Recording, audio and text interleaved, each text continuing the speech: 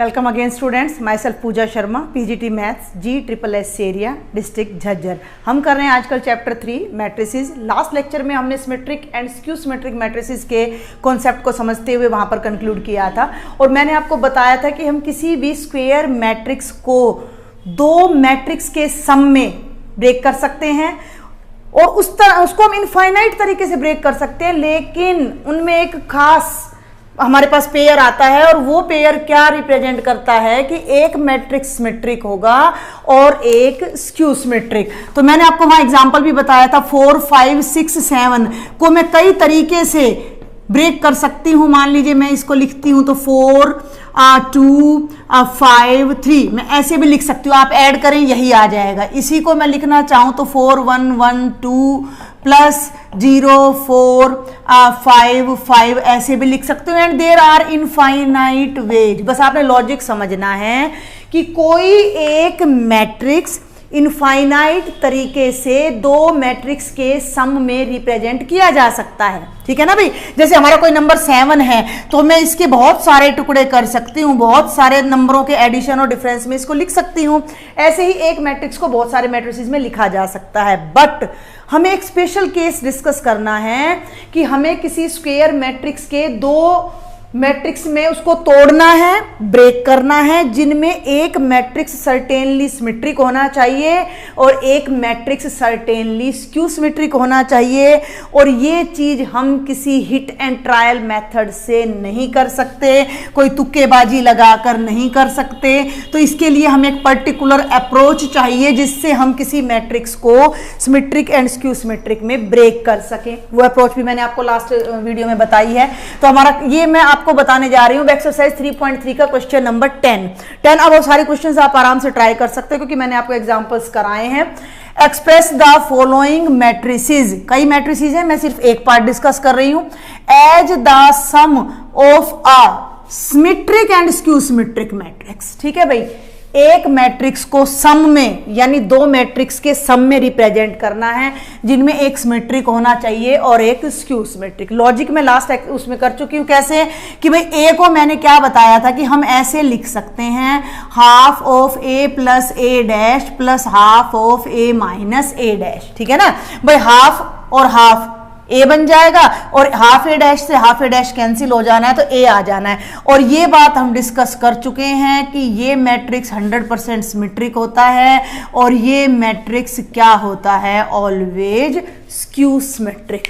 तो अब हम इसके ये दो टुकड़े करेंगे जिनसे एक पार्ट हमारा सिमेट्रिक आएगा और दूसरा पार्ट हमारा स्क्यू सिमेट्रिक आएगा। तो अप्रोच क्या है, कैसे हमने क्वेश्चन को सॉल्व करना है, तो आपने जस्ट अपनी नोटबुक में स्टार्ट करना है। सॉल्यूशन गिवन मैट्रिक्स आपको ए होगा, आपने पहले इसका ट्रांसपोज फाइंड करना है।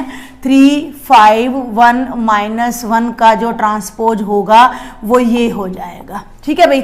इसके बाद हम a plus A dash find करेंगे, a प्लस ए डैश। तो देखिए a हो गया भाई 3, 5, 1 -1 प्लस 3, 1, 5 -1 और वो एडिशन बेटा जी क्या हो जाएगा, देखो 6, 6, 6 एंड -2। क्लियर है, यहाँ तक कोई आपको प्रॉब्लम होनी नहीं चाहिए, बिल्कुल सिंपल कैलकुलेशन चल रही है।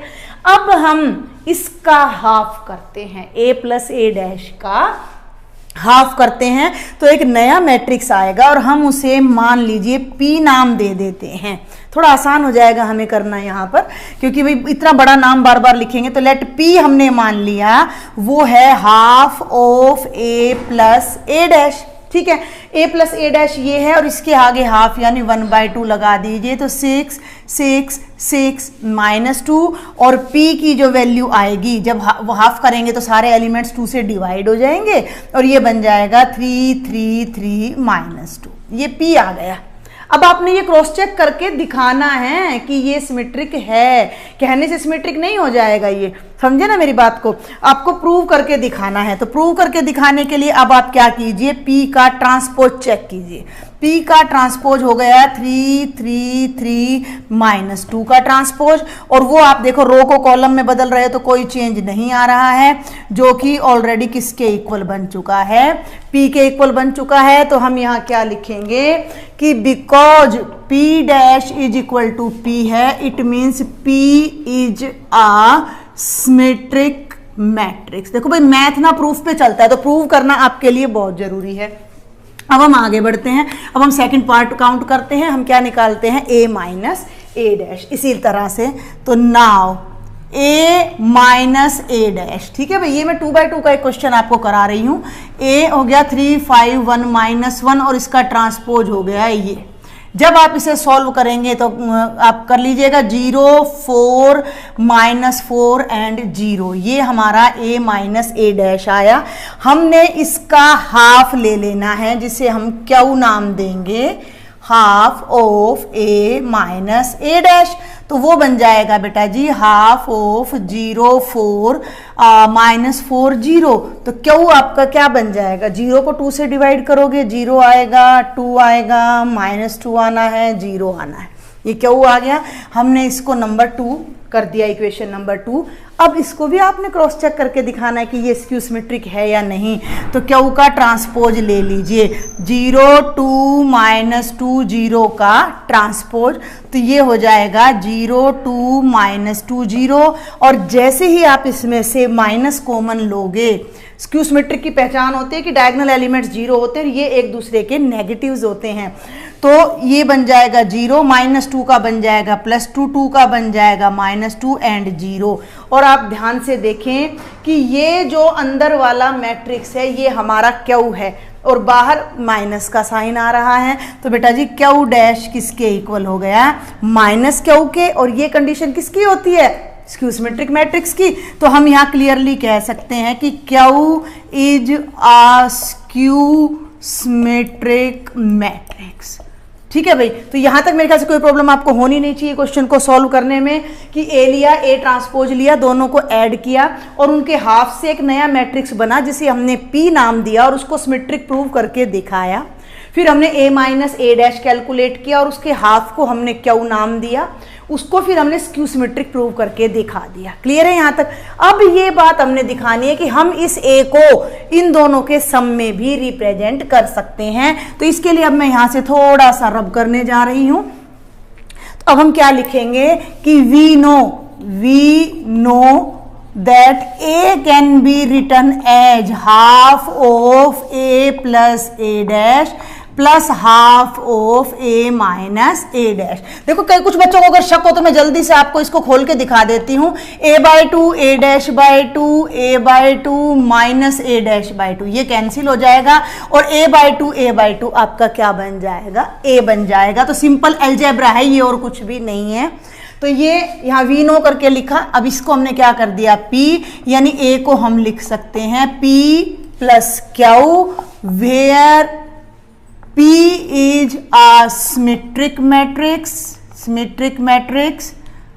and Q is a skew symmetric, ठीक है भाई, skew symmetric matrix। ओके, अब इसको आप यहाँ पर तीनों वैल्यूज को पुट कर दीजिए, यानी A तो हमारा हो गया 3 5 और भाई 1 और -1 इज इक्वल टू P कितना है हमारा 3 3 3 -2, P की जगह पर 3 3 3 -2 और प्लस क्यू कितना है हमारा 0 2 -2 0 0 2 -2 0। क्रॉस चेक करते हैं अब हम इसको। तो 3 + 0 3 3 + 2 5 3 -2 1 और -2 ओहो ये -2 नहीं है भाई, यहाँ पर 1 मिनट आप ध्यान दे जरा कि ये -2 था और जब हमने इसको 2 से डिवाइड किया तो बेटा जी ये -1 आ गया। ठीक है भाई, तो ये यहाँ पर आप इसको करेक्ट कर लीजिएगा। तो ये जो चीज आएगी यहाँ -1, मैंने ब्लू पेन से करेक्शन कर दिया है यहाँ पर। तो -1 + 0 -1 आ गया। तो इस मैट्रिक्स के हमने ये दो टुकड़े कर दिए, इस मैट्रिक्स को इन दोनों के सम में लिखा, जिसमें पहला पार्ट हमारा सिमेट्रिक हो गया और दूसरा हमारा स्क्यू सिमेट्रिक हो गया। And hence we are done कि हमने गिवन मैट्रिक्स को 2 के सम में रिप्रेजेंट कर दिया है, जिसमें एक सिमेट्रिक है और एक स्क्यू सिमेट्रिक है। ये 2/2 का एग्जाम्पल था और क्वेश्चन था आपके एक्सरसाइज का। ऑन द सेम लाइन आप 3/3 के मैट्रिक्स को भी सॉल्व कर सकते हो। देखिए बेटा एक्सरसाइज 3.3 के कुछ ये 2 ऑब्जेक्टिव क्वेश्चंस हो रहे हैं जो थोड़े डिफरेंट है, तो मैं आपको बताना चाहूंगी। If A and B are symmetric matrices of same order, then A B minus B A, इनमें से किस टाइप का मैट्रिक्स है, सिमेट्रिक है, स्क्यू सिमेट्रिक है, जीरो है या आइडेंटिटी है। तो जो बात हमें गिवन है पहले उसको नोट कर लीजिए। ए सिमेट्रिक है तो हमें ये पता है कि ए डैश ए के बराबर होगा, बी सिमेट्रिक है तो हमें ये पता होना चाहिए कि बी डैश बी के बराबर होगा। अब हमें इसका नेचर डिफाइन करना है तो पहले क्यों ना हम इसका ट्रांसपोज लेके देख लें। हम लेके देखते हैं ट्रांसपोज, तो ए बी माइनस बी ए का ट्रांसपोज, ठीक है। प्रॉपर्टी से चल रहे हैं अब हम इसके ट्रांसपोज की प्रॉपर्टी से। ए प्लस बी का ट्रांसपोज क्या होता था, तो सेपरेट हो जाएगा ए बी का ट्रांसपोज माइनस बी ए का ट्रांसपोज। प्रॉपर्टी याद होगी आपको, प्रोडक्ट का ट्रांसपोज करते हैं तो उल्टा हो जाता है, अगेन प्रॉपर्टी, तो वो बन गया बी ट्रांसपोज ए ट्रांसपोज। इसको उल्टा करें, A transpose B transpose. B transpose B के इक्वल है, ए ट्रांसपोज ए के इक्वल है, ये बन जाएगा बी ए, ये बन जाएगा ए बी। माइनस कॉमन ले दो दोनों में से, क्वेश्चन बहुत आसान है, माइनस कॉमन ले दो, ए बी माइनस बी ए। बड़े ध्यान से समझना है, ए बी माइनस बी ए का ट्रांसपोज उसी का नेगेटिव आ गया, जिस मैट्रिक्स का ट्रांसपोज ले रहे थे उसी का नेगेटिव आ गया। और किसी भी मैट्रिक्स एक्स का ट्रांसपोज अगर उसी का नेगेटिव आता है तो वो स्क्यू सिमेट्रिक मैट्रिक्स होता है। तो हमारा ये फर्स्ट पार्ट करेक्ट हो जाएगा। इसको 12th क्वेश्चन को देखते हैं। ए हमें एक मैट्रिक्स गिवन है, cos alpha minus sine alpha cos alpha, then A plus A transpose identity के इक्वल होगा if the value of alpha, अगर अल्फा इनमें से कितने डिग्री का हो कि ये कंडीशन ट्रू हो जाए। तो हम इसको साथ साथ जल्दी से सॉल्व करते हैं। पहले मैं ए लिखती हूं, यहां पर मैं डायरेक्ट इसको सॉल्व कर रही हूं, 1 मार्क का है, ये ध्यान देना। तो मैंने किया यहां cos alpha minus sine alpha cos alpha plus इसी का ट्रांसपोज, तो इसका ट्रांसपोज क्या हो जाएगा भाई, cos alpha minus sine alpha ऐसे, और ये हो जाएगा साइन अल्फा cos अल्फा, और ये किसके इक्वल है, आइडेंटिटी। तो आइडेंटिटी भी हम 2x2 ऑर्डर की लेने जा रहे हैं, 1 0 0 1, ठीक है भाई।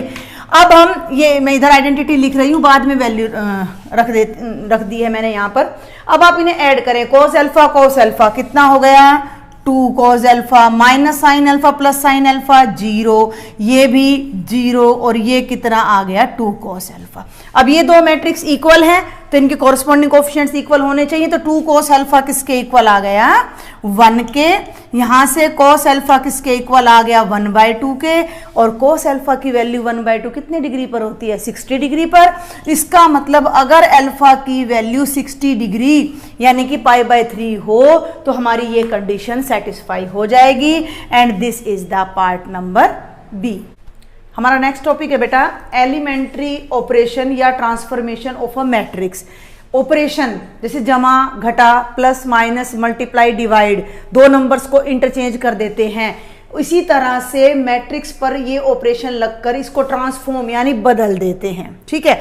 तो हम इन ऑपरेशंस को पहले समझेंगे ध्यान से, और इनका यूज क्या है कि ये हमें इनवर्स ऑफ ए मैट्रिक्स को समझने में बड़ा मदद करते हैं। अब मैं आपको बता दूं कि ये बेसिकली 6 ऑपरेशंस होते हैं, यहाँ पर 3 लिखे हैं। 3 क्यों लिखे हैं कि यही 3 ऑपरेशन हम रो पर लगा सकते हैं और इन्हीं 3 ऑपरेशंस को हम कॉलम पर लगा सकते हैं। तो कुल मिलाकर ये 6 ऑपरेशंस हो जाते हैं, जिन्हें हम एग्जांपल की हेल्प से समझेंगे। आपने इनकी स्टेटमेंट पर, लैंग्वेज पर बिल्कुल ध्यान नहीं देना है, घबराना नहीं है कि ये इतने बड़ा बड़ा क्या लिखा हुआ है। नंबर 1 फर्स्ट ऑपरेशन क्या है, द इंटरचेंज ऑफ एनी 2 रोज और 2 कॉलम्स। कि हमें कोई पर्टिकुलर मैट्रिक्स ए अगर गिवन है, मान लीजिए ये देखो, मैं आपको क्लियर कर दूं कि ये स्क्वायर मैट्रिक्स पर चलते हैं ऑपरेशंस। 4 5 6 7 8 9, ये 3x3 ऑर्डर का कोई मैट्रिक्स है। तो हमारा फर्स्ट ऑपरेशन क्या कहता है, एलिमेंट्री ऑपरेशन, कि इंटरचेंज ऑफ एनी 2 रोज, हम किन्हीं भी 2 रो को आपस में बदल सकते हैं। तो इस चीज को लिखेंगे कैसे, मान लीजिए मैं ith रो को, i नंबर की रो को j नंबर की रो से बदलना चाह रही हूं, क्योंकि दोनों की अदला बदली कर दी, ये इसकी जगह चली जाए और ये इसकी जगह। तो ये ऑपरेशन कहलाता है ri interchanged with rj। For example ये फर्स्ट रो है, ये सेकंड, ये थर्ड, और मैं यहां अप्लाई कर देती हूं। क्या लिखेंगे, अप्लाइंग R3। इसका क्या मतलब है कि R2 इंटरचेंज्ड विद R3, यानी कि भाई सेकंड रो को हमने थर्ड रो से इंटरचेंज कर देना है। तो जो हमारा नया मैट्रिक्स आएगा वो क्या बनेगा, हमने फर्स्ट रो में कोई चेंज नहीं किया तो फर्स्ट रो हमारी एज इट इज आएगी बेटा, दैट विल बी 1 2 3। और सेकंड रो को थर्ड से और थर्ड को सेकंड से, यानी ये अपनी जगह बदल लेंगी। ये जो थर्ड रो के सारे एलिमेंट्स है वो सेकंड की पोजीशन पर चले जाएंगे 7 8 9, और ये यहाँ आ जाएंगे 4 5 6। तो ये मैंने फर्स्ट ऑपरेशन का आपको एग्जाम्पल दिया है। अब एक बात ध्यान रखिए कि यही ऑपरेशन इसी टाइप का हम कॉलम्स पे भी लगा सकते हैं, लेकिन रो के साथ कॉलम का या कॉलम के साथ रो का अभी हम नहीं लगाएंगे। आइदर हम रो ऑपरेशन ही लगाएंगे या हम कॉलम ऑपरेशन ही लगाएंगे। तो इसी को अगर मैं कॉलम में कन्वर्ट कर कॉलम ऑपरेशन लगाना चाहती तो मैं क्या करती, फिर हम करते अप्लाइंग। मान लीजिए मैं लिख देती हूँ C1 इंप्लाइज C2, यहां से सीधा यहां आ रही हूं। अब मैं ध्यान देना, आप C1 इंप्लाइज नहीं, C1 इंटरचेंज्ड विद C2। तो ये क्या बन जाता मैट्रिक्स, C1 की जगह आ जाता 3 6 9, और नहीं C1 C2 को चेंज कर रहे हैं। अभी मैंने C3 ले लिया, C1 C2 को अदला बदली करना है तो C1 की जगह C2 आ जाएगा 2 5 8, और ये आ जाएगा 1 4 7, और थर्ड रो जो कि C3, थर्ड कॉलम जो कि C3 था वो एज इट इज रह जाएगा। तो ये हमारा पहला एलिमेंट्री ऑपरेशन है। अब आपको ये डाउट नहीं रखना है कि हमने किस ऑपरेशन को कब कहाँ लगाना है। जैसे ही हम इन्वर्स के कॉन्सेप्ट को समझेंगे हम वहाँ ऑटोमेटिकली हमें पता लगता चला जाएगा प्रैक्टिस करने से कि हमने कौन सा ऑपरेशन कहाँ अप्लाई करना है। अब हम आ जाते हैं सेकंड एलिमेंट्री ऑपरेशन या ट्रांसफॉर्मेशन पर। The multiplication of the elements of any row और any column by a non zero number. Multiplication किसकी, एलिमेंट्स ऑफ एनी रो, किसी रो के एलिमेंट्स को मल्टीप्लाई कर सकते हैं किससे, ए नॉन जीरो नंबर, किसी भी नॉन जीरो नंबर से। मान लीजिए वो नॉन जीरो नंबर है K, रो है RI, तो मैंने ith रो को मल्टीप्लाई कर दिया K से, तो वो ऐसे लिखी जाएगी कि RI इंप्लाइज KRI, यानी RI रो बन जाएगी KRI, ऐसे वो रो हमारी चेंज हो जाएगी। तो RI इंटरचेंज विद RJ, ये फर्स्ट ऑपरेशन था, ये सेकंड है। इसको मैं यहाँ अप्लाई आपको करके दिखा रही हूँ। मान लीजिए मैं कर लेती हूँ R2 को मैं 3 से मल्टीप्लाई कर देती हूँ। मैं 3 से भी कर सकती हूँ, मैं -3 से भी कर सकती हूँ, मैं 1/3 से भी कर सकती हूँ, मैं -1/3 से भी कर सकती हूँ, एनी नॉन जीरो कांस्टेंट। ठीक है भाई, तो मैंने कर दिया R2 इंप्लाइज 3R2, यानी कि सेकंड रो को मैंने 3 से मल्टीप्लाई करना है। तो फर्स्ट और थर्ड रो को तो मैंने छेड़ना ही नहीं है। फर्स्ट रो 1 2 3 रहेगी, थर्ड रो हमारी 7 8 9 रहेगी, और चूंकि हम सेकंड रो को 3 से मल्टीप्लाई करें तो each and every element will be multiplied by 3।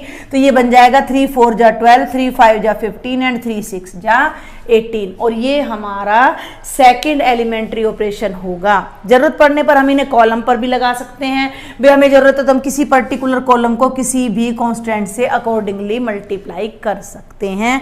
तो ये हमारी सेकंड एलिमेंट्री ऑपरेशन था बेटा। And now we will talk about the third elementary operation. बड़ा लंबा लग रहा है लेकिन आसान है। The addition of the elements of any row, किसी रो के एलिमेंट्स को ऐड कर देना, किसमें, corresponding elements of any other row. एक रो के एलिमेंट को किसी दूसरी रो के एलिमेंट्स में, कोरस्पॉन्डिंग एलिमेंट्स में ऐड कर देना। कैसे, कॉलम को छोड़ देते हैं हम थोड़ी देर के लिए। Multiplied by any non zero number. इसका निचोड़ क्या है, इसका मेन कंक्लूजन क्या है कि हम किसी भी रो में, ठीक है, मान लीजिए ith रो है, तो ith रो में हम क्या कर सकते हैं कि किसी और रो को लेकर jth रो को किसी कांस्टेंट k से मल्टीप्लाई करें और इसमें ऐड कर दें। ये मतलब है इस बात का कि j नंबर की रो को मैं k से मल्टीप्लाई करूं और ith रो में ऐड कर दूं, तो ये हमारा थर्ड एलिमेंट्री ऑपरेशन कहलाता है। आपको इन्हें नेमिंग से भी याद रखने की जरूरत नहीं है, आपको जस्ट ऐसे याद करना है, interchange of rows, multiplication of a row by a constant, और वे किसी रो को किसी कांस्टेंट से मल्टीप्लाई करके किसी दूसरी रो में ऐड कर देना। अब ये कांस्टेंट भाई फिर वही बात आ जाती है, पॉजिटिव भी हो सकता है, नेगेटिव भी हो सकता है, कुछ भी हो सकता है, फ्रैक्शन भी हो सकता है, एनी रियल नंबर, रैशनल भी इरेशनल भी।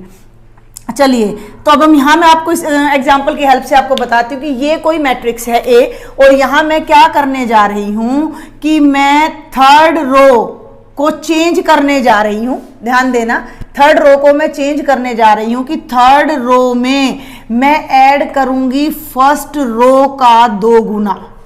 Got my point? ये बात बड़े ध्यान से समझनी है। पहली रो को 2 से गुणा किया और थर्ड रो में हमने उसको ऐड कर दिया, तो चेंज किस में आएगा? थर्ड रो में। तो ये ऐसे लिखना है कि third row changed to third row plus 2 times of R1, R3 as it is, और उसमें 2R1 ऐड कर दिया। तो ये जो पूरा आंसर आएगा वो हमारा अब R3 बनने जा रहा है। तो A कैसे लिखेंगे? अब A में जो चेंज है वो केवल R3 में आ रहा है, आपने यहाँ फोकस करना है। तो R1 as it is 1 2 3, R2 as it is 4 5 6, और भाई R3 में क्या करेंगे? R1 के कोरस्पोंडिंग, फर्स्ट में फर्स्ट, सेकंड को सेकंड से, थर्ड को थर्ड से। तो R1 के हर एलिमेंट को 2 से मल्टीप्लाई करना है, हर एलिमेंट को। तो जब इसको 2 से मल्टीप्लाई करेंगे तो ये 2 बनेगा, और इसमें जोड़ दो तो 7 और 2 कितना हो गया? 9 हो गया। ठीक है, अब इस एलिमेंट को 2 से मल्टीप्लाई करो, 2 दूनी 4 और 8 में ऐड कर दो, 12 बन गया। इस एलिमेंट को 3 से मल्टीप्लाई करो, 3 2 जा 6 और 9 में ऐड कर दो तो 15 बन जाएगा।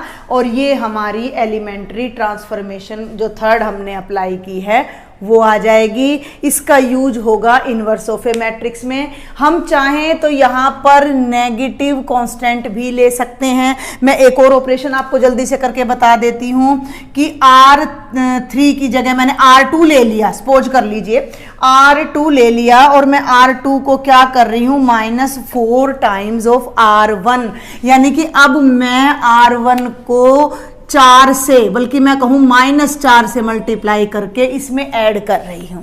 ठीक है, तो फिर वही बात आ जाती है कि R2 में चेंज आ रहा है तो R1 तो एज इट इज रहेगा 1 2 3, और भाई R3 भी हमारा एज इट इज रहेगा 7 8 9। चेंज किस में आया है? R2 में चेंज आया है। तो R2 को क्या करना है? इसको -4 से मल्टीप्लाई करेंगे, -4 आएगा, और 4 में -4 ऐड करोगे तो ये 0 आ जाएगा। दोनों तरफ ध्यान देना है आपने। इसको -4 से मल्टीप्लाई करो, -8 आया, और 5 - 8 -3 हो गया। इसको -4 से मल्टीप्लाई करो तो -12 आया, और 6 - 12 कितना हो गया? -6 हो गया। तो ये मैंने कुछ एग्जांपल्स की हेल्प से आपको तीनों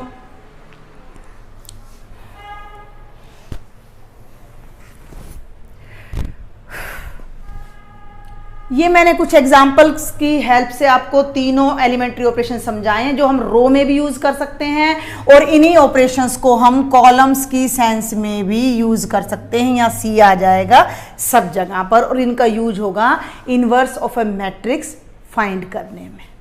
आज के लेक्चर को हम इन्वर्टिबल मैट्रिसेस की डेफिनेशन से कंक्लूड करेंगे।